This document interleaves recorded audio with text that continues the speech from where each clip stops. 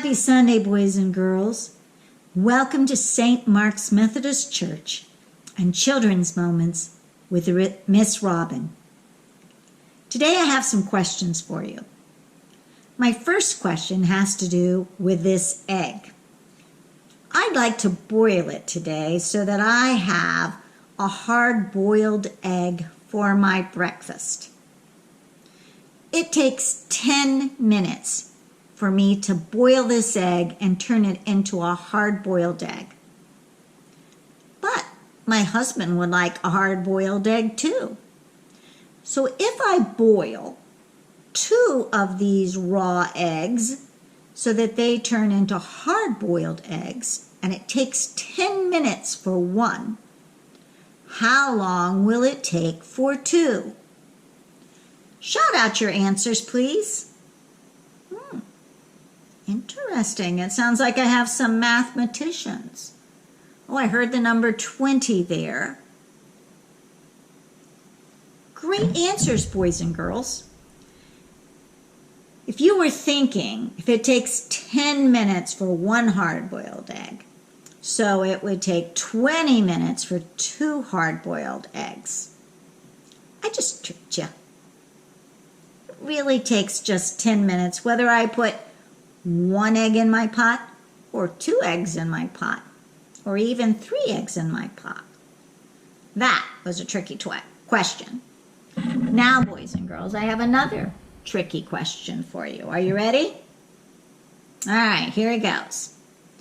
There was a farmer, and he had 15 sheep grazing in his pasture. Oh, a wolf came and killed some of his sheep. He had 9 surviving sheep, and he was so sad. What a terrible, terrible thing to happen. How many sheep did the farmer have left? Let me hear your answers. Shout them out. I hear you thinking. Tricky question, tricky question. Some of you might have already figured out I'm trying to trick you. And I was. The answer to that question was 9. In the question it said how many sheep survived.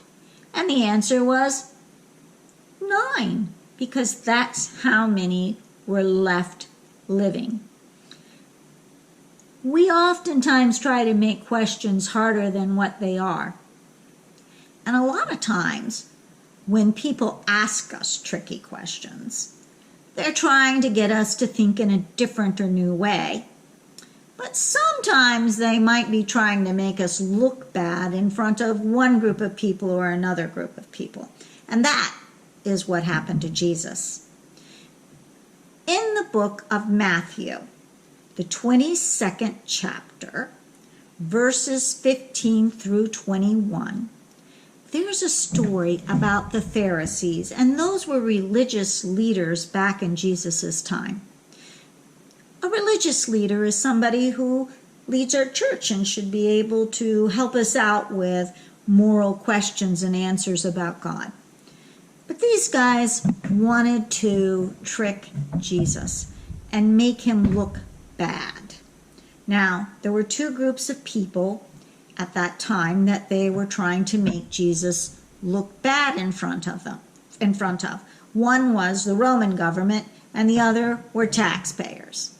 Now, you know, taxes are money you have to pay to the government for services. That's like building new roads, running the schools, the health department. Those are things that our taxes pay for. Well, back in Jesus' time, the people had to pay their taxes to the Roman government to run things in their area.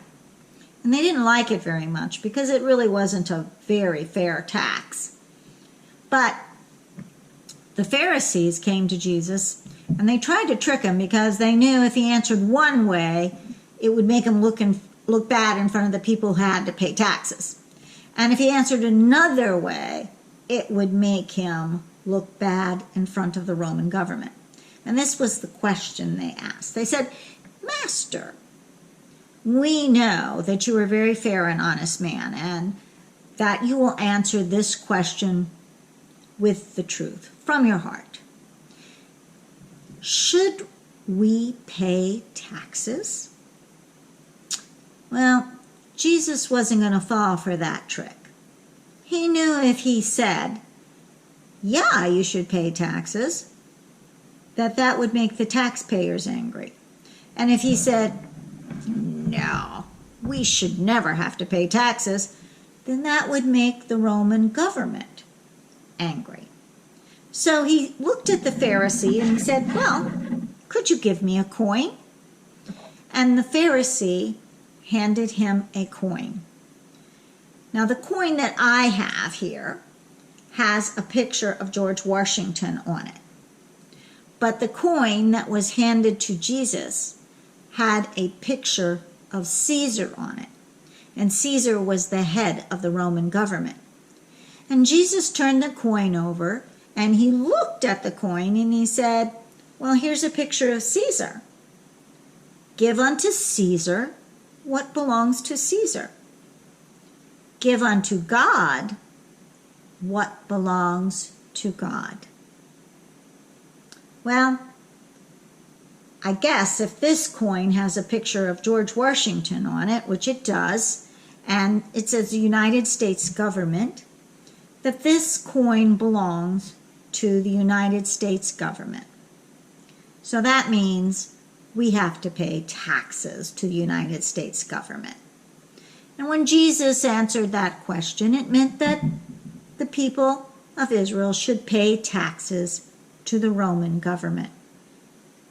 But he said, give unto God what belongs to God. Well, what does that mean? If we give taxes to the government, how do we give to God? Well, in the book of Genesis in the Old Testament, it says that God created us in his image. So that means we look like God. So what are we supposed to do? Give unto God what belongs to him. Who belongs to him, boys and girls? You do, and I do, because God's image is stamped all over us. So boys and girls, let's give unto God what belongs to God, and that is ourselves. Let's bow our heads for prayer. Dear Lord, help us to give you what is yours. Help us to spend our hours in acts of love and our days in doing acts of kindness. May we always obey you and give you the praise that you are due. Amen. Amen, boys and girls. Have a wonderful day, and I'll see you next Sunday for Children's Moments.